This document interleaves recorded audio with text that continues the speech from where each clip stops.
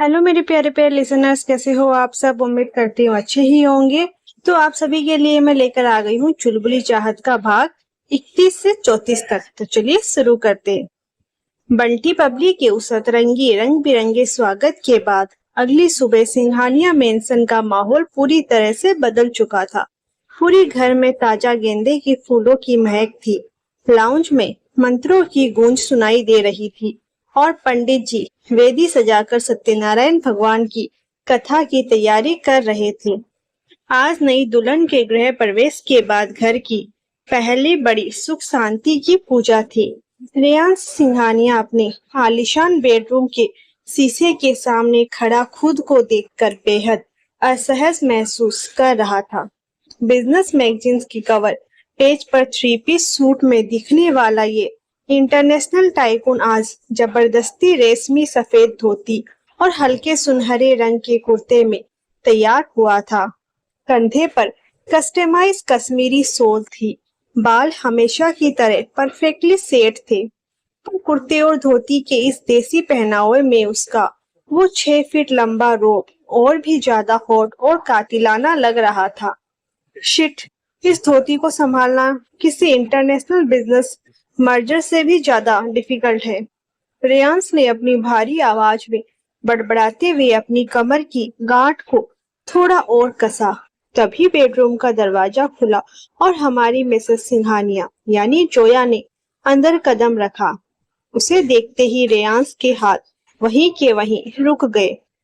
जोया आज पूरी तरह से एक पारंपरिक हिंदुस्तानी दुल्हन के रूप में कहर ढा रही थी। उसने गहरे लाल रंग की बनारसी साड़ी पहनी थी जिसका बॉर्डर हीरो से सिला था। माथे पर रेयांश के नाम की बड़ी सी लाल बिंदी, मांग में गाढ़ा सिंदूर, गले में भारी मंगलसूत्र और हाथों में शादी का वो खनखनाता हरी लाल चूड़ियां। गीले बालों का एक ढीला सा जोड़ा बना रखा था जिसमें मोगरे का ताजा गजरा महक रहा था। वह जैसे ही पायल छनकाती हुई आगे बढ़ी, रेयांश अपनी सारी झल्लाहट भूलकर उसकी नसीली आंखों में पूरी तरह कैद हो गया। ओहो मिस्टर खड़ूस, आज तो आप बिल्कुल हमारे गांव के वो जमींदार बाबू लग रहे हैं। ये धोती कुर्ता आप पर कितना सूट कर रहा है। जोया ने रेयांश के बिल्कुल करीब आकर उसकी धोती की प्लेट्स को थोड़ा सा ठीक करते हुए पूरे नखरे से अपनी आंखें नचाई। जोया, मुझे मजाक बिल्कुल पसंद नहीं है। तुम्हारी इस पलटन और ताईजी ने मुझे जबरदस्ती इससे पहनने का ऑर्डर दिया है। रेयांश ने गुस्से का नाटक करते हुए अपनी घनी भौहें सिकोड़ी और उसकी सुलगती हुई आंखें जोया के लाल होठों से हट नहीं रही थी। तो फिर इस लुक का थोड़ा फायदा तो मिलना चाहिए ना पतिदेव। जोया ने सातिर मुस्कान बिखेरी। उसने अपनी उंगलियों में थोड़ा सा पूजा का सिंदूर और चंदन लिया और रेयांश के कुछ समझने से पहले ही अपनी नाजुक उंगलियों को रेयांश के चौड़े माथे पर फेरते हुए एक लंबा तिलक लगा दिया। तिलक लगाते हुए उसकी चूड़ियां रेयांश के गले से टकराकर खनक उठी। चैलेंज मिलते ही मिस्टर खड़ूस का टशन जाग गया। उसने बिना एक पल गंवाए जोया की पतली कमर में अपना मजबूत हाथ डाला और उसे एक झटके में खींचकर शीशे और अपने चौड़े सीने के बीच पूरी तरह से ले लिया। जोया के मुंह से एक हल्की सी आह निकली। तिलक लगाना आसान है मिसेस सिंघानिया, पर सिंघानिया से उसका टैक्स वसूलना उतना ही भारी है। उसकी गर्म सांसें जोया की गर्दन पर महक रहे मोगरे के गजरे को और भी सुलगने लगी। रेयांश छोड़ो, नीचे पंडित जी संग बजा रहे हैं, सब इंतजार कर रहे हैं। जोया का चुलबुला दिल इस नजदीकी से फिर से जोर जोर से धड़कने लगा। पंडित जी को इंतजार करने दो, मेरी पूजा तो यहीं से शुरू होगी। रेयांश ने पूरे टसन में मुस्कुराते हुए कहा। उसने नीचे झुककर जोया के माथे की उस लाल बिंदी के ठीक बीच में एक किस किया।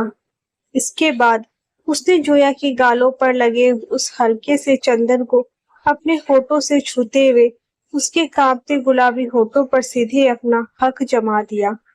ये सुबह का किस बेहद शुद्ध, रूहानी और उनके इस नए दाम्पत्य जीवन की शुरुआत जैसा था।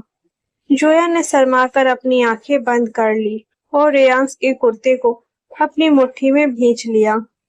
10 मिनट बाद दोनों हाथ में हाथ डाले सीढ़ियों से नीचे पूजा के मंडप में उतरे। पूरा परिवार उन्हें एक साथ देखकर खुश हो उठा।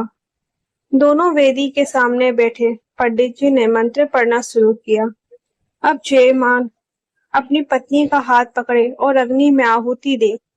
रेयांश ने पूरे एटीट्यूड में अपना हाथ आगे बढ़ाया, पर जोया ने यहाँ भी अपना अतरंगी पासा फेंक दिया। उसने घी की आहुति देने के बजाय चुपके से रेयांश की हथेली के नीचे अपनी उंगली से गुदगुदी करना शुरू किया। रेयांश का पूरा शरीर एक पल के लिए सुन्न हो गया। पूजा के उस शांत माहौल में ताईजी और डेड के सामने वह न तो हंस सकता था और न ही चिल्ला सकता था। उसका चेहरा गुस्से और हंसी को दबाने के चक्कर में एकदम लाल पीला होने लगा। उसने अपनी तीखी आंखें जोया की तरफ घुमाई, जो बेहद मासूम चेहरा बनाकर मंत्र सुन रही थी। रेयांश के मन ही मन मुस्कुराया और अपनी शातिर चाल चली। उसने आहुति देते हुए जोया के पूरे हाथ को अपने मजबूत गर्म हाथ के नीचे इतनी कसकर दबा लिया कि जोया की उंगलियों की शरारत वही लोक हो गई। उसने जोया की तरफ देखा और अपनी भारी आवाज में धीरे से कहा, पूजा खत्म होने दो जोया। इस गुदगुदी का पूरा हिसाब आज रात इसी मेंशन के बेडरूम में सूद समेत वसूल करूंगा। ये सुनते ही जोया का पूरा चेहरा शर्म और नखरे से लाल टमाटर हो गया और पंडित जी के स्वाहा के मंत्रों के बीच दोनों का ये अतरंगी इस सिंघानिया मेंशन की दीवारों में एक बार फिर पूरी शिद्दत से गूंज उठा। सत्यनारायण भगवान की पूजा और घर के सारे रस्म और रिवाज खत्म होते होते रात के 11 बज चुके थे, पर सिंघानिया मेंशन में अब सन्नाटा छा चुका था। अपने आलीशान बेडरूम के भीतर हमारी मिस पटाखा यानी जोया लाल बनारसी साड़ी बदले बिना बेड के सिरहाने टिकी बैठी थी। उसने अपने बालों का जूड़ा खोल दिया था, जिससे मोगरे की महक पूरे कमरे के एयर कंडीशनर की हवा में मिलकर एक नशीली खुशबू बिखेर रही थी। वह अपनी हरी और लाल चूड़ियों को आपस में खनकाते हुए बड़ी बड़ी आंखों से दरवाजे की तरफ देख रही थी। उसे मंडप में दी गई मिस्टर खड़ूस की वो धमकी अच्छी तरह याद थी। तभी बेडरूम का भारी सागवान का दरवाजा खुला और रेयांश ने अंदर कदम रखा। उसने अपना कुर्ता उतार दिया था और अब वह सिर्फ सफेद ट्राउजर्स और डार्क ब्लू कलर के सिल्क नाइट शर्ट में था, जिसके ऊपर के 3 बटन खुले हुए थे। उसके बाल थोड़े बिखरे थे और आंखों में इस वक्त कोई बिजनेस डील नहीं, बल्कि अपनी बीवी को पूरी तरह से बाहों में समेट लेने का एक सुलगता हुआ नशा था। उसने पीछे मुड़कर दरवाजे को धीरे से लॉक किया और पूरे टसन में मुस्कुराते हुए बेड की तरफ बढ़ा। तो मिसेस सिंघानिया, पूजा के मंडप में जो गुदगुदी वाली फाइल तुमने खोली थी, अब उसका फाइनल सेटलमेंट करने का वक्त आ गया है। कहते हुए वे बेड पर जोया के बिल्कुल करीब आ गया। जोया ने नखरे से अपनी नाक सिकोड़ी और पीछे हटने की कोशिश की। अय्यो खड़ूस जी, आप तो बात बात पर बिजनेस का हर्जाना मांगने लगते हैं। मैंने तो बस थोड़ी सी शरारत ही की थी। सिंघानिया के साथ शरारत की कीमत बहुत महंगी पड़ती है जोया। रेयांश ने एक सातिर और हॉट मुस्कान बिखेरी, जिससे उसके गाल का डिंपल और गहरा हो गया। उसने बिना एक पल गंवाए जोया की कलाई पकड़ी और उसे एक झटके में खींचकर सीधे अपने चौड़े सिल्क शर्ट वाले सीने से सटा लिया। जोया के मुंह से एक हल्की सी उफ निकली और उसकी बनारसी साड़ी का पल्लू बेड पर बिखर गया। रेयांश उसके ऊपर पूरी तरह झुक गया। उसकी गर्म सांसें जोया के लाल होठों को छू रही थी। उसने अपना एक मजबूत हाथ जोया की कमर पर कसा और दूसरा हाथ उसके गाल पर फेरते हुए उसके चेहरे को अपनी तरफ कर लिया। इस चेहरे की मासूमियत पर मैं हर बार मात खा जाता हूँ जोया, पर आज रात कोई रिसायत नहीं मिलेगी। उसने नीचे झुककर जोया के होठों के ठीक नीचे उसकी सुराहीदार गर्दन पर अपनी गर्म हथेलियों को सरकाते हुए एक बेहद लंबा और सुलगता हुआ किस किया। जोया का पूरा बदन इस दीवानगी से सिहर उठा। उसने अपनी आंखें बंद कर ली और रेयांश के बालों में अपनी उंगलियां फंसा दी। रेयांश जैसे ही जोया के कांपते गुलाबी होठों पर सीधे अपना हक जमाने के लिए थोड़ा और नीचे झुका। खटखट खटर-पटर, तभी बेडरूम के भारी दरवाजे के ठीक नीचे से किसी के फुसफुसाने और आपस में लड़ने की अजीब सी आवाजें गूंज उठी। अरे बंटी, थोड़ा साइड हो ना। तेरी खोपड़ी के चक्कर में मुझे की होल से कुछ दिख नहीं रहा है। ये टीना की दबी कुचली एक्साइटेड आवाज थी। अरे टीना दीदी, तुम चुप रहो। हमारे गांव में जब नई भाभी आती है तो हम लोग ऐसे ही खिड़की दरवाजे से जासूसी करते हैं। ओ जीजाजी का रोमांस देखना है हमको भी। ये बंटी का भारी गंवारू लहजा था जो दरवाजे के पार से साफ सुनाई दे रहा था। तुम दोनों चुप करो, अगर भाई ने सुन लिया तो हमारी डील्स कबाड़ में फेंक देंगे। बबली भी वहीं जमीन पर कान लगाए बैठी थी। कमरे के भीतर बेड पर लटके रेयांश का चेहरा एक सेकेंड में रोमांस से बदलकर गुस्से और झल्लाहट के मारे एकदम कड़क हो गया। उसकी आंखों से सुलगता हुआ बारूद अब सीधे ज्वालामुखी में तब्दील हो चुका था। सिंघानिया ग्रुप का एमडी, जो 7 समंदर पार तक अपनी प्राइवेसी के लिए जाना जाता था, आज उसके खुद के बेडरूम के बाहर उसकी बहन और साला जासूसी का अतरंगी लाइव टेलीकास्ट देख रहे थे। What the Bunty, Tina, Reyansh bed से झटके से उठा। उसका पारा 7वें आसमान को चीरकर बाहर निकल गया। उसने अपनी सिल्क शर्ट के बटन ठीक किए और पूरे खुखार टशन में दरवाजे की तरफ बढ़ा। जोया ने जैसे ही अपनी पलटन का ये तमाशा सुना, वे बेड पर तकिए में मुंह छुपाकर पागलों की तरह हंसने लगी। उसकी हरी लाल चूड़ियां इस हंसी से जोर जोर से खनक उठी। ओह गॉड रेयांश, देखिए, मैंने कहा था ना कि इंडिया आते ही आपकी प्राइवेसी की फाइल का कबाड़ा होना पक्का है। रेयांश ने एक झटके में बेडरूम का दरवाजा खोला। दरवाजे पर कान लगाए बैठे बंटी, टीना और बबली संतुलन बिगड़ने की वजह से सीधे कमरे के फर्श पर एक दूसरे के ऊपर धड़ाम से आ गिरे। गुड नाइट भाई, हम तो बस यहाँ का कारपेट चेक कर रहे थे। बहुत मखमली है, टीना ने खिसियानी मुस्कान के साथ उठते हुए कहा। हाँ जीजाजी, हम तो देख रहे थे कि शहर के चूहों का साइज कैसा होता है। बंटी ने अपना मारवाड़ी साफा ठीक करते हुए मासूमियत से कहा। Get out from here before I fire you from this house. Reyansh अपनी भारी और दहाड़ती हुई आवाज में चिल्लाया। उसका ये रूप देखकर तीनों की सिट्टी बिट्टी गुम हो गई और वे उल्टे पैर गैलरी की तरफ भाग खड़े हुए। रेयांश ने धड़ाम से दरवाजा बंद किया और उसे दोबारा लॉक करके मुड़ा। उसका चेहरा गुस्से से लाल था, पर बेड पर बैठी जोया को हंसते हुए देखकर उसके होठों के कोने खुद ब खुद मुड़ गए। वह वापस पूरे टसन में आगे बढ़ा, बेड पर आया और जोया को दोनों कंधों से पकड़कर दोबारा चादर पर लिटा दिया।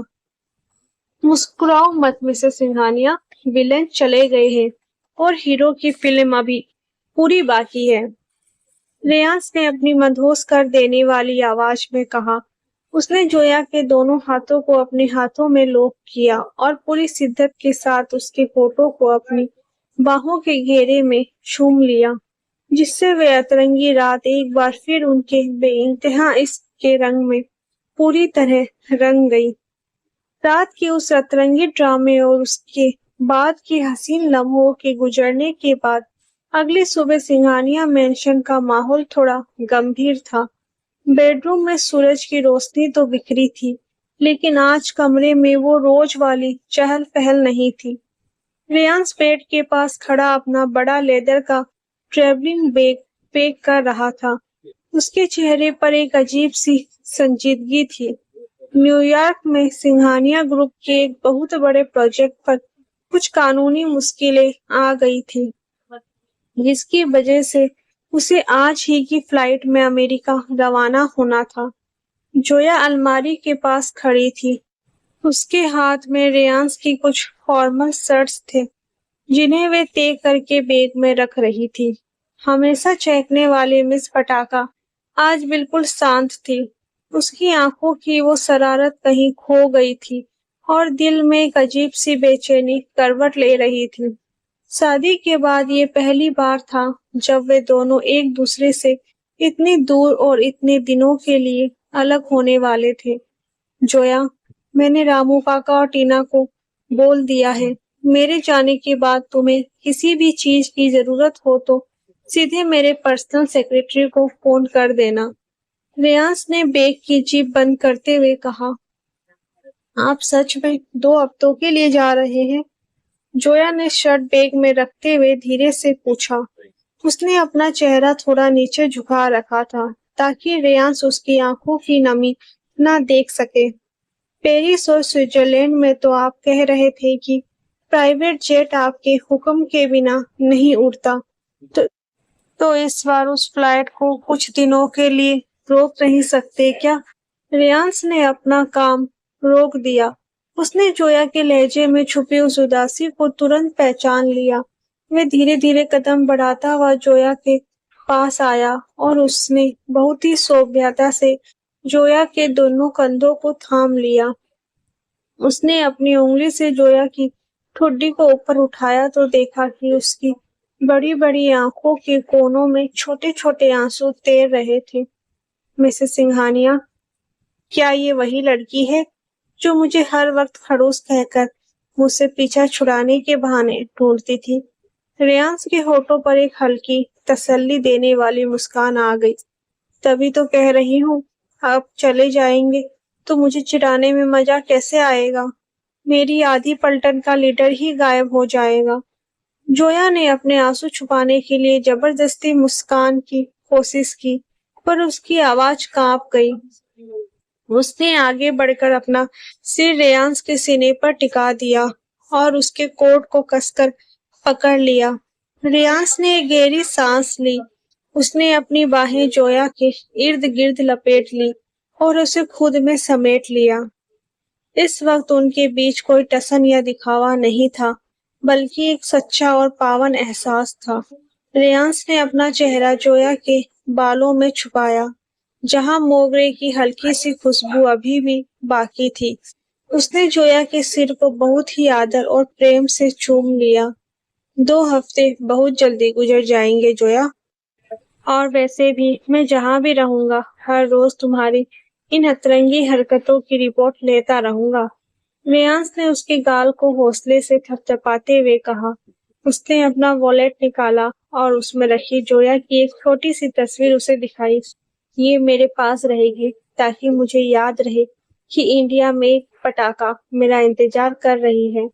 जोया ने रोते रोते मुस्कुरा दिया। उसने रेयांश के बैग में चुपके से एक छोटा सा डिब्बा रख दिया, जिसमें उसने सुबह उठकर खुद अपने हाथों से मेथी के थेपले और अचार पैक किया था। वहां जाकर पिज्जा बर्गर मत खाइएगा, समय पर ये देसी खाना खा लीजिएगा। तभी नीचे से गाड़ी का हॉर्न बजा, तो इस बात का इशारा था कि एयरपोर्ट जाने का वक्त हो चुका है। रेयांश ने आखिरी बार जोया की आंखों में देखा। उसके होठों पर अपने होठों का एक धीमा और विदाई वाला स्पर्श छोड़ा और अपना बैग उठाकर कमरे से बाहर निकल गया। जोया बालकनी में आकर खड़ी हो गई और तब तक नीचे जाती हुई गाड़ी को देखती रही जब तक कि वह मेंशन के बड़े गेट से बाहर नहीं निकल गई। इस दूरी ने दोनों को ये एहसास करा दिया था कि उनका ये रिश्ता अब सिर्फ एक मजबूरी की शादी नहीं, बल्कि उनकी जिंदगी की सबसे बड़ी जरूरत बन चुका है। रेयांश के जाने के बाद सिंघानिया मेंशन की आलीशान दीवारें जोया को काटने को दौड़ रही थी। वह बार बार अपना फोन देखती, पर न्यूयॉर्क में इस वक्त रात के 2 बज रहे होंगे। यह सोचकर वह रेयांश को डिस्टर्ब नहीं करना चाहती थी। उसने पूरे घर को व्यवस्थित रखने के लिए खुद को काम में बिजी कर लिया। तभी दोपहर के वक्त मेंशन के लिविंग रूम में हाई हील्स की खनक गूंजी। जोया जब सीढ़ियों से नीचे उतरी तो देखा कि सोफे पर चाची और तान्या पूरे एटीट्यूड में बैठी हुई थी। उनके चेहरे पर एक सातिर और कुटिल मुस्कान थी। उन्हें मालूम हो चुका था कि रेयांश 2 हफ्ते के लिए देश से बाहर है और सिंघानिया मेंशन में इस वक्त जोया का पक्ष लेने वाला कोई नहीं था। अरे वाह, तो मिसेस सिंघानिया अकेले ही पूरे घर पर राज कर रही है। तान्या ने अपने नाखूनों को देखते हुए ताना मारा। पर ये ऐस बस कुछ ही दिनों का है जोया। रेयांश जैसे ही वापस आएगा उसे समझ आ जाएगा कि एक अनपढ़ और गंवार लड़की कभी सिंघानिया खानदान की बहू नहीं बन सकती। हाँ जोया, अभी भी वक्त है, अपनी औकात पहचानो और खुद ही ये घर छोड़कर चली जाओ, वरना जब रेयांश तुम्हें धक्के मार कर निकालेगा तो कहीं मुंह दिखाने के काबिल नहीं रहोगी। चाची ने चाय का कप उठाते हुए अपनी जहरीली जुबान चलाई।